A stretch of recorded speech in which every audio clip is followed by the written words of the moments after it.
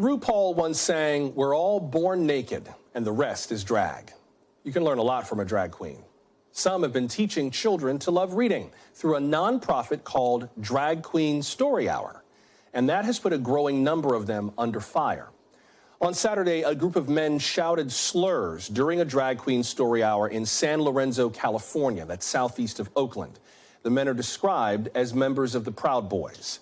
The group shouted things like tranny, groomer, and pedophile. The Alameda County Sheriff's Office says it is investigating this as a hate crime.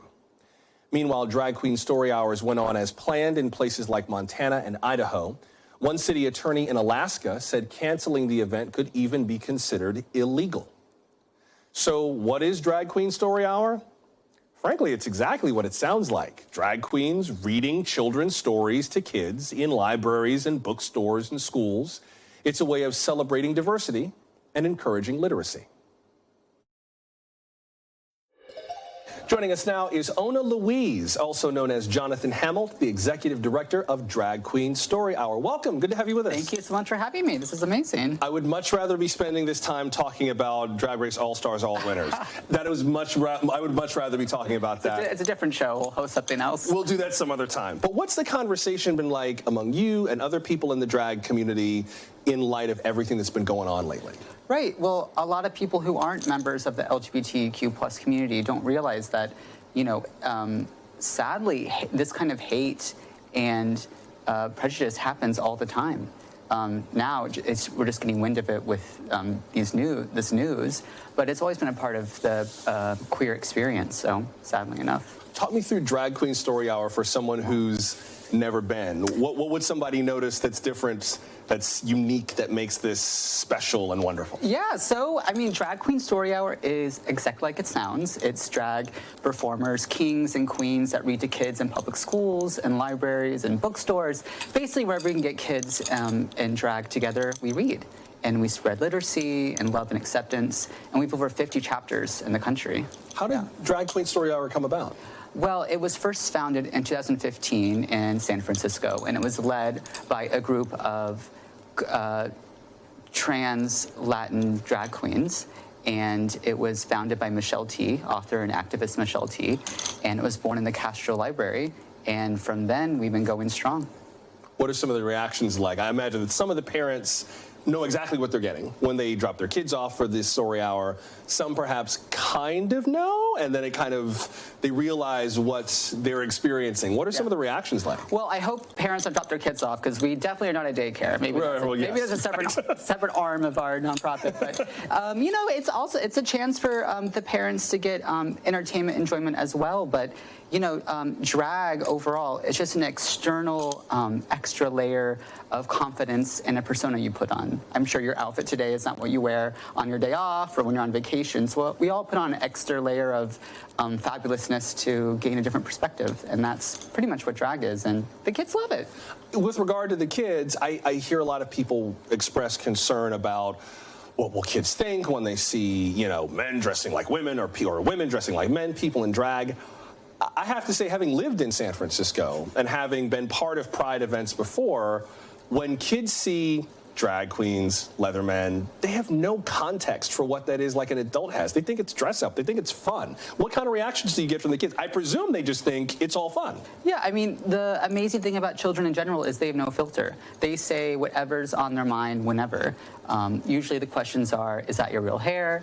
Is that your real name? Why are your nails so long? Why is your jewelry so big? So, just normal things that kids are curious about. What would you tell a kid if they were like, why are you dressed up like a lady? What would you say to them? I would say, I'm not dressed up like a lady, I'm dressed fabulous today. A big question we get is, why do you have a man's voice? And I'm like, oh, well, there's no such thing as a man's voice. You have a low voice and you have a high voice. And I have a lower voice. And kids are usually like, oh, okay. And then that's that. Talk to some of the parents who are concerned, like some of the lawmakers in Texas and Florida, who say that their concern is about having children at drag shows and exposing children to kind of sexualized content. Talk to the parents who may look at that and go, I don't know what to make, but that seems to be a valid point. Yeah, anybody who has, who's been getting misinformation about our program or what we do, Drag Queen Story Hour is a children's literacy nonprofit. We read children's books, we sing children's songs, we do arts and crafts activities. We're in libraries and schools all across the country. There's nothing sexual about our program. A lot of people don't know the difference between sex and gender, and they get those kind of conflated and mixed up. And we don't talk about sexuality at all in our program. It's all about expression and kids experiencing otherness. Because they're going to grow up into the world and they're going to meet drag kings and drag queens and non-binary people and people that come from different races and religions. And we're introducing otherness so they can be loving and accepting people and not spew hatred as an adult. I appreciate you making that distinction about the difference between sexuality and gender, that there are drag queens who are gay, drag queens who are straight. A straight drag queen was rather controversial on Drag Race. Again, see, we need to have that conversation one day. But there's a difference between gender identity, who you see yourself as, and sexual orientation, who you see yourself with. Those are two different things that can overlap, but they're not the same thing. I know I got to let you go in a second, but we asked folks how they feel celebrating Pride this year in light of everything that's been going on. Sophia is one of the listeners, one of the viewers who responded to us, and here's what Sophia left in our inbox. Listen. I am still going to celebrate. I'm still going to protest, but I am a bit more cautious. But I am not going to let these terrorists win. I'm a woman of color. My fight is their fight, and their fight is our fight. We are in this together. Sophia, thank you for sharing your thoughts with us. What about Pride for you this year in light of everything that's going on? I mean, like, yes to Sophia. Like, let's get her on the show next. Yeah, I mean, you know, it is really scary time, but also, you know, we're here for a reason, and we won't have our queer voices silenced. And a lot of people are trying to legislate us out of existence with these bans and these laws that are coming in place. But, you know, we're here, we're queer, and queer people do exist in the world.